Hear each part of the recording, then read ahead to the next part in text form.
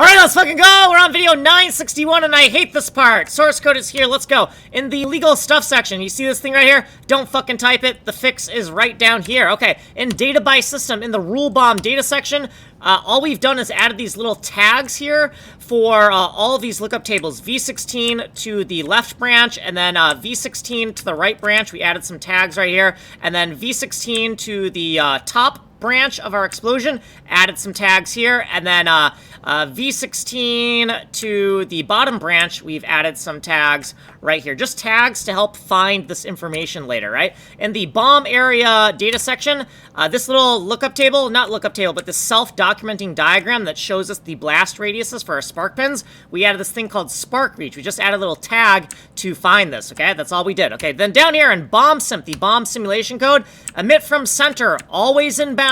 This is the room index. This is the XY position of our tile. Data pixel index of the fata tile we want to duplicate when creating our explosion. The V16 bomb tile that is emitting the explosion. Inside of this function, blast tile value, we need to actually get the RGBA payload for the fata tile. So this is a long-ass name. We're going to alias it to V16 bin fata and get the base address of the element in this lookup table by taking the V16, multiplying by stride of 4, and then we're going to take that base address and go 0, 1, 2, and 3 to pull out the binary fata payload, red, green, blue, and alpha bytes that we're going to use later down in this function. So let's scroll down here. We made some fucking mistakes.